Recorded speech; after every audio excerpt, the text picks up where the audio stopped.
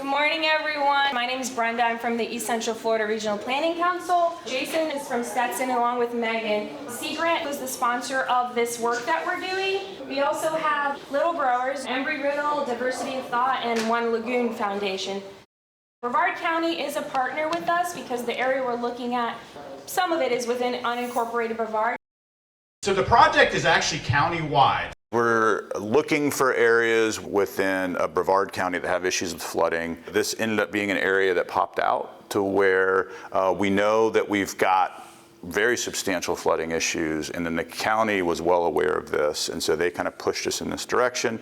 And then we looked at the maps, and so looking at things like social vulnerability. And so with those two factors, it was a natural area to really kind of zoom in and look at what's happening. Phase 2 is to look for opportunities with green infrastructure, this idea of using kind of nature-based ways of trying to address the flooding. We have Embry-Riddle. It's amazing the amount of data we can get from these drones. We are going to use these to get really high-quality data to really key in on, what is the hydrology doing at a micro scale.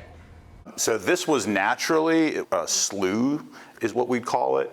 And so that's just a fancy way of saying it was really flat and really wet and did not drain well. And so Florida is famous for its swamps, Florida swampland, and this is classic Florida swampland. You can see this big mud lake that's up here in the north. It's really shallow and flat. It would go down this way, and it probably naturally would have kind of stayed in this area most of the time, but then at really high water, it would continue moving like this, and then moving towards the south, and then the west, and then out towards the St. Johns River. I bought my house in the West Cocoa area in April 2021. I did not know that it flooded. To our surprise, we move in and our neighbors come out to meet us, and they start telling us, oh, this neighborhood floods. And after 6 months of living there and hearing from all the neighbors, it floods. FEMA will come in, put your bed on bricks or elevate your bed, so in case things flood, you try to save your stuff. And so I said, okay, no, we have to get flood insurance. But none of our paperwork ever said you're in a flood zone. You get onto the FEMA website, it's not a flood zone.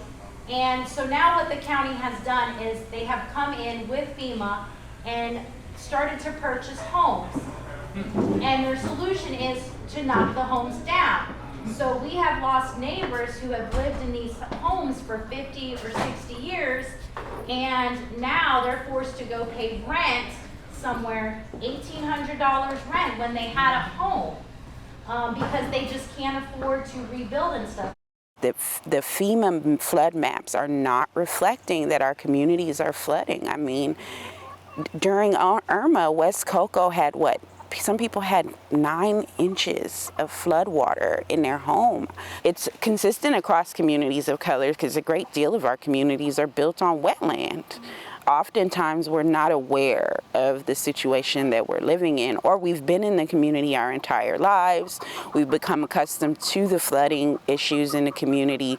So we prep, we put our mattresses on cinder blocks, when really a lot of the issues that we heard in the Cocoa West community meeting, they were hugely related to maintenance. So who thinks that, we need to clean the ditches better? Let's go and get a raise of hand. Okay, so ditches is definitely something.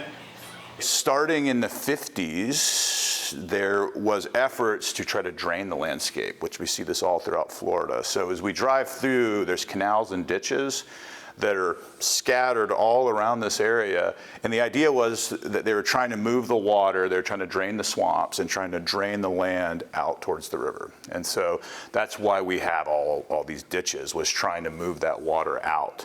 What we're seeing now, for a whole variety of reasons that we still need to research, seems like the water tables are getting higher, because we see within the ditches and the canals, they're right at capacity.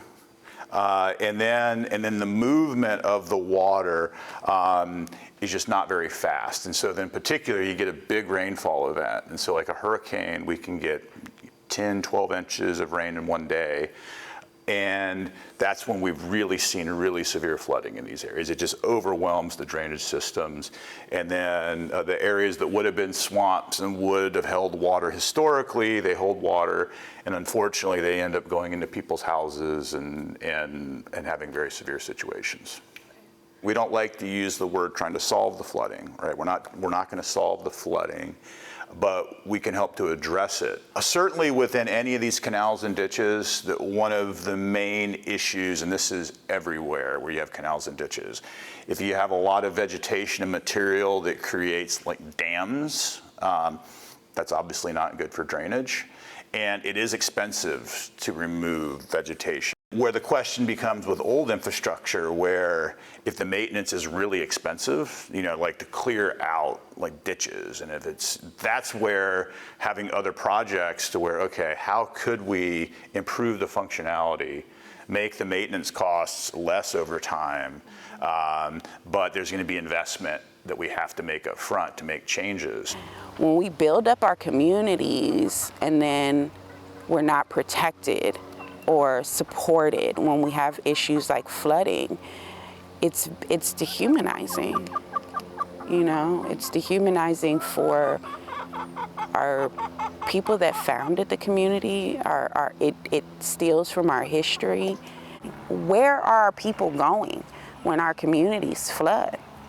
We're also not considering the fact that there's toxicity in the community. There's a history of dump sites in the community. It was like the dump out here, it was a garbage dump. So really, even out where the community center is, where we have a big lake, it's still garbage out there. You can take that drone and go over, it's garbage in that lake. We want to look at the site, we want to understand it, and in particular because of the flooding issues. You know, we have severe flooding issues that are likely independent of the landfill. There could be opportunities with the brownfield that if this is a brownfield, which it almost certainly is, thinking through this entire watershed area, what are the opportunities? These people here care, you in the back care, you care. So we're gonna figure out how we can come together and align ourselves so that we can go and have these conversations. There's a disconnection when it comes to communicating with our city and our county officials.